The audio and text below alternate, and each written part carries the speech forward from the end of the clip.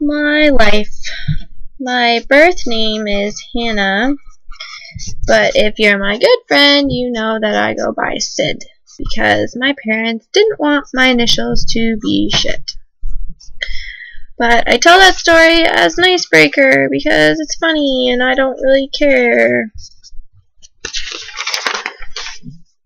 I grew up on the west coast of Canada, and I'm really happy I did. It was a beautiful place to grow up. Okanagan Valley.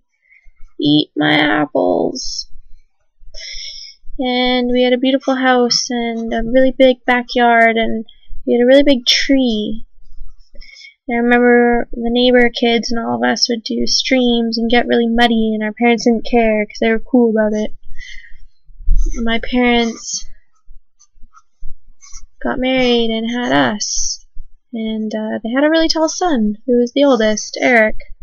He's like really tall. And my sister, Katie, I don't really talk to her, but that's okay. She's a baby now and she's happy, and just because her and I don't see eye to eye doesn't mean either of us are wrong. And then me, Sid. My parents ended up getting divorced when I was 2, and it all worked out because they both got remarried. My mom got remarried to a really awesome guy who treats us like his own, and they relocated to Toronto because that's where he's from, and the CN Tower, sorry if you don't like it, kind of looks like something else. Anyways, and he taught me lots. I'm really happy he's in my life, and my dad got remarried too, to an Australian woman, and I'm really thankful for her, and I don't think I've ever told her this, but I really respect her. This is where you're from, because she's really successful, but she's not a bitch, and most successful women are because they think they have something to prove, but kindness and generosity go much further in gaining people's respect, and I will always take that from her and use that. And she had has two kids, and her daughter's name is Gemma. Jake is the guy, and Gemma and I are really close, but we don't see each other a lot, and that sucks, but we're best friends and we do everything together, and we kill ourselves laughing when we're together, and it's amazing, but we don't get to see each other a lot, so when we do, we make the most of it. And my brother has 2 really good guy friends, and they're like my brothers, and Brian, who is the ultimate man's man, and John, and they're like, hey Sid, don't be a girl, girls suck. And I was like, cool, teach me how to be a boy. And they're like, okay. So they taught me how to play sports and to play video games, and I was like, yeah, being a girl is brutal, girls suck, and I didn't get along with girls because I didn't understand them. And then it was time to go to school, and I was really bad at school, and I didn't know why, and everyone got really good marks, and I would fail pretty much everything, and I would lie about it, and I'd be like, I got the A too, but just kidding, I failed, and I would cry about it because I didn't understand why I was so stupid. It was really, really hard, and I think I still have trouble with it to this day because I kept everything inside. I was emotional. Well, I wasn't emotional. I was non-emotional. And I was only good at sports. So I would play with the boys. And the boys were like, hey, you're awesome at every sport we play. And I was like, yeah, thanks. I know. I'm going to make fun of you later and be like, ha, I beat you. So get used to it. But they were cool with it. And then I was really lost, and I didn't fit in BC, and I didn't know why, and I loved BC so much. And I was like, I love to ski, and I love to swim, and I love the fresh air and the sunshine, and everything about it is fantastic. My mom's like, Sid, come live in Toronto, try it out, you might really like it. And I was able to go to an athletic school, and I met really cool people who I'm not really in contact anymore with, but that sucks because you guys made high school awesome. So thanks. And I met my first boyfriend there, Garrett, and he was really tall and played volleyball. And he's like, hey, pretty lady. And I was like, I'm dumb, but hey. And we went out all through high school, and we broke up because I did something really unclassy with breaking up with him. I was like, I'm going to do it on Facebook. And that was really awful of me, and I feel really bad about it. And I was 18, and I was stupid, and it doesn't excuse it, but I hope your life is awesome. Because you're awesome, and I'm sure you will be really, really successful in your life because you've already accomplished so much. And then I went to University of Waterloo, and I was really excited because I was going to play volleyball. And I hated school. School, I hate you. You're so hard. Why are you so hard? Oh yeah, because I have a learning disability. That's why. Problems. But I met my boyfriend, and his name was Matt, and we met on a really scary night because our close friend ended up getting really, really sick, and police came, and the ambulance came, and I was like, yeah, I'm holding it together, and then everyone left, and I started crying because I was like, that was really scary. And Matt was like, hey, lady, I have big muscles on my arms. Let's be boyfriend, girlfriend. And I was like, hey, you're cute. Okay. We went out for 2 years. And we got a puppy together. Nesta Bear. But she's fluffy. This is Fluff. But we broke up because we were all on different pages. And looking back on it now, it was the right move.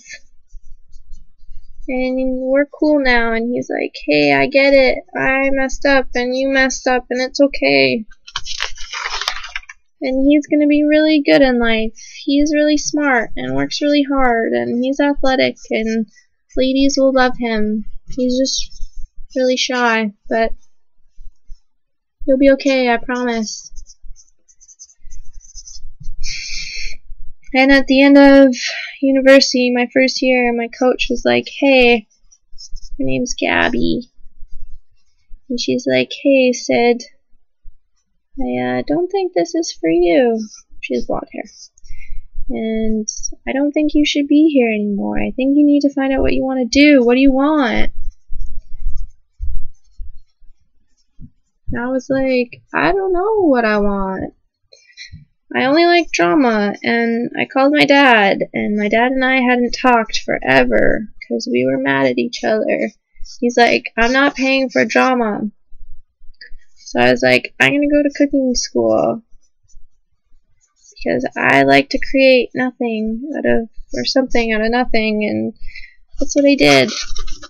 And I went to culinary school, and it was really amazing, and I met Anna. She's from Mexico. And Mexican Anna, and we're best friends, and she makes my life easier, so thank you, because life would suck without you. But I have you, so it's all good. And I've met 4 really amazing chefs in my short career. Andrew, he gave me my first job without any experience, no work, and he's like, it's cool, you're awesome, let's do it. And I was like, hey, thanks. And then I met Vito. Oops, Vito, I forgot to give you a hat. It's okay. And Vito was really smart, and he was really into the science of food.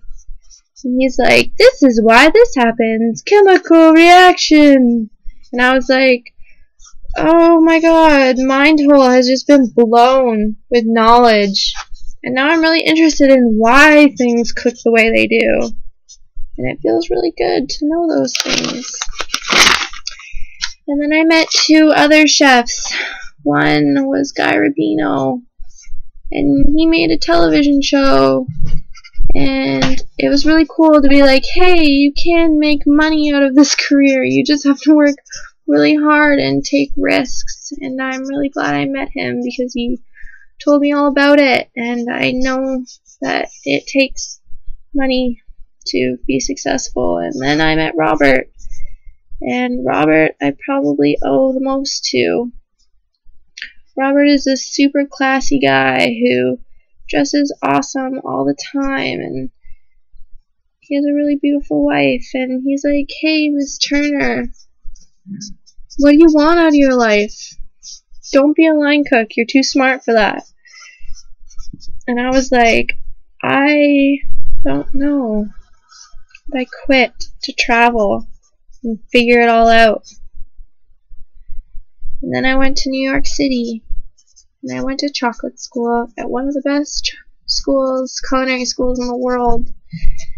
And now I have a chocolatier job, and I'm just starting it, and I'm nervous because I really want it to be everything that I want it to be, and I'm nervous because what if it's not? I've been wrong before. And it's really hard when you're wrong and you have to face your fears. It's like jumping off of a cliff all over again. And it's emotionally tiring. And I am happy though that I did it, and it was the most amazing experience I've ever had in my life. And I'm really glad that I have done it. And what else can I tell you? I met this new guy, Mark, and he is really good looking, I think. He has scruffy face. He also has eyes and a nose and a mouth and a faux hawk that is always perfect, and I don't understand how. And we have a really interesting relationship because we first met and he's like, hey lady, you're bad at your job. And I was like, hey mister, you're dumb. So get over it. And then we finally went on a date and we went for sushi. I can't draw sushi. I can draw chopsticks though. And he's like, hey, don't fall in love. And I was like, don't worry, I'll break your heart. And I haven't really been good at expressing emotion, and normally when I say something I mean something else, and then I get into a big fight with him because it's not what I meant. But I'm terrible at communicating how I feel, because I feel like if you say how you feel, then you're weak, and if you're in love, then you're weak. But if you're in love, you're actually stronger. And it's really hard for me to accept that, and I don't know why, but I'm working on it. And our story is kind of funny because we would talk on the phone for about 3 hours every night when we first started going out, and he's like, I don't want anything serious. And I was like, me neither, because I was like, I just want to do me. And 2 weeks later, we were like, I love you. And that's never happened before, because I'm like, feelings are bad. And it's really hard for him, I think, because I'm like, I don't know how to express myself because I'm a closed book. Closed. And I'm working on it because I really want this to work, but when I say something, it comes out wrong. And it's really hard for him because I think he thinks I'm crazy, but I'm just emotionally retarded. So, sorry.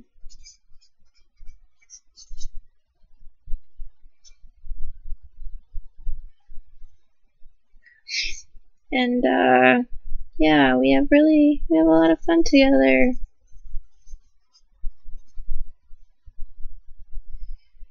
And I don't really know what else to say about my life other than it can be complicated.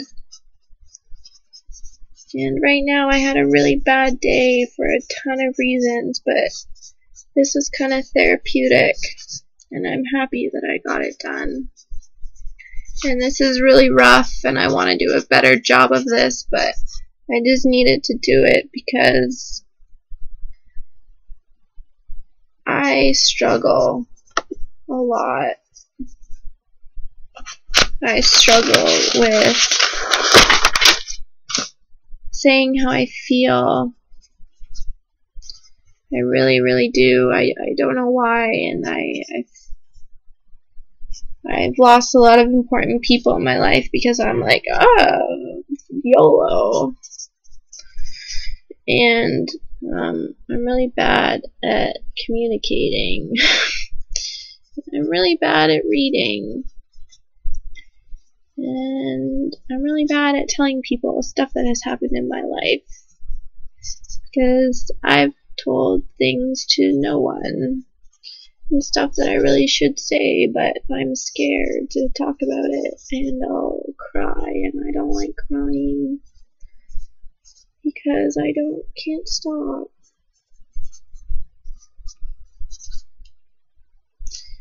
And, right now I do triathlons. And that's not how you spell triathlons and marathons. But I got really terrible news a couple weeks ago, and my doctor was like, hey, don't run. I was like, don't run? What? I don't know, so I'm working really hard so I can run. And it really is sad, and I struggle every day, but I have an awesome support group. My parents are awesome. Even though occasionally I want to actually physically kick them to the moon. Moon, stars, parents. And I have a lot of boys in my life who protect me, and they're like, don't mess with Sid, because we'll fuck you up. And it's nice to know that. So thanks, brothers. Oh, Jake too. He can be the hairy one. So yeah, I'm just having a bad day. And I wish I was smarter. But I'm only as smart as I am. I'm about a B in smartness, I think. Like a B minus, how about? So yeah. All I know is that tomorrow I start my new chocolatier job. And I want it to be everything that I dream about. And I want it to be a real job with real money, and I can create a life for myself. And I get told all the time that I'm a planner, but it's because when I know I have something good, I want to keep it, and when you don't have something good, you want to get rid of it. But I think if you're planning, that means you don't want to let go. But it comes across like you're crazy, but you're not crazy. I have a really hard time making small decisions in life, but big ones, big decisions, I know. So, this is me. My brothers think I should have a comedy show because apparently I'm funny. And I say funny shit. But I don't really know. So, sorry if this was boring. But I needed to get it off my chest. My chest feels better now. So, thanks, Internet, for listening.